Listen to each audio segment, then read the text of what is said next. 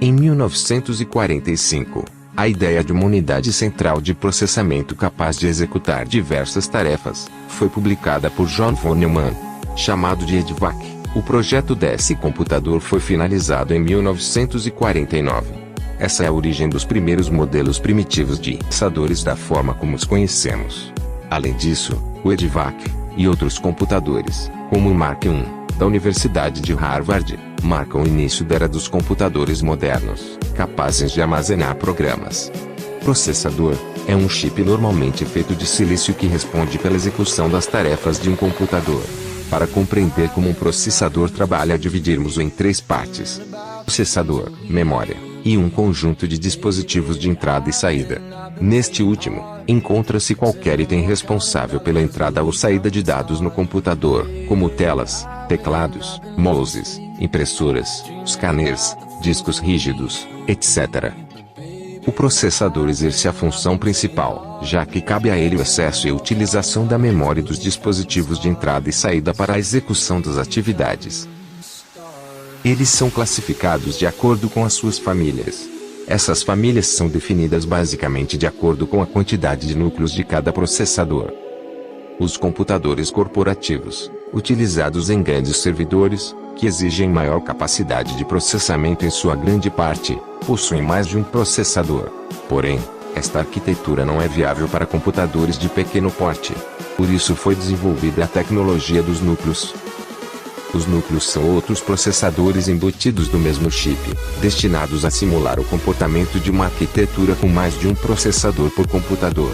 Um processador com apenas um núcleo é chamado de single core. Com dois núcleos é chamado de dual core, e assim sucessivamente. Clock interno. Em um computador, todas as atividades necessitam de sincronização. O clock serve justamente a este fim. Basicamente atua como um sinal para sincronismo. Quando os dispositivos do computador recebem o sinal de executar suas atividades, dá-se a esse acontecimento o nome de pulso de clock. Em cada pulso, os dispositivos executam suas tarefas, param e vão para o próximo ciclo de clock. A medição do clock é feita em Hertz, a unidade padrão de medidas de frequência, que indica o número de oscilações ou ciclo que ocorre dentro de uma determinada medida de tempo, no caso, segundos. Assim, se um processador trabalha a 800 Hz, por exemplo, significa que ele é capaz de lidar com 800 operações de ciclos de clock por segundo. Bits dos processadores. O número de bits é outra importante característica dos processadores. Naturalmente, tem grande influência no desempenho deste dispositivo. Processadores mais antigos, como o 286, trabalhavam com 16 bits. Processadores que trabalham com 32 bits foram muito comuns, como as linhas Pentium, Pentium II, Pentium III e Pentium IV da Intel, ou Athlon XP e Duron da AMD. Alguns modelos de 32 bits ainda são encontrados no mercado. Todavia, o padrão atual são os processadores de 64 bits, como os da linha Core 7, da Intel, ou Phenom, da AMD.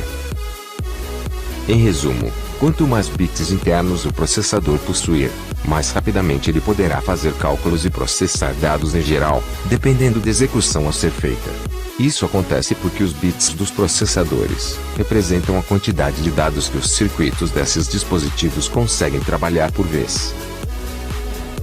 Memória cache. Os processadores passam por aperfeiçoamentos constantes, o que os tornam cada vez mais rápidos e eficientes, como você já sabe. No entanto, o mesmo não se pode dizer das tecnologias de memória RAM. Embora estas também passem por constantes melhorias, não conseguem acompanhar os processadores em termos de velocidade. Assim sendo, de nada adianta ter um processador rápido, se este tem o seu desempenho comprometido por causa da lentidão da memória. Uma solução para este problema seria equipar os computadores com um tipo de memória mais sofisticado, como a SRAM, Static RAM.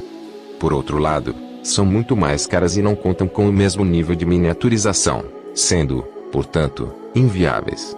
Apesar disso, a ideia não foi totalmente descartada, pois foi adaptada para o que conhecemos como memória cache. A memória cache consiste em uma pequena quantidade de memórias RAM embutida no processador.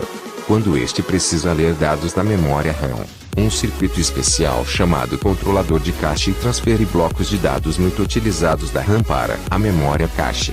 Assim, no próximo acesso do processador, este consultará a memória cache, que é bem mais rápida, permitindo o processamento de dados de maneira mais eficiente.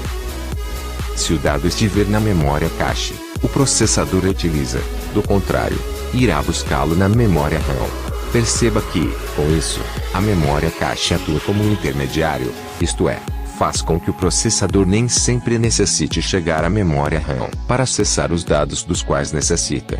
O trabalho da memória cache é tão importante que, sem ela, o desempenho de um processador pode ser seriamente comprometido. Soquetes. Os soquetes são entradas que as placas-mãe possuem para instalação dos processadores. Existem diversos tipos, cada um deles é específico para cada fabricante e o modelo da unidade de processamento que será instalada.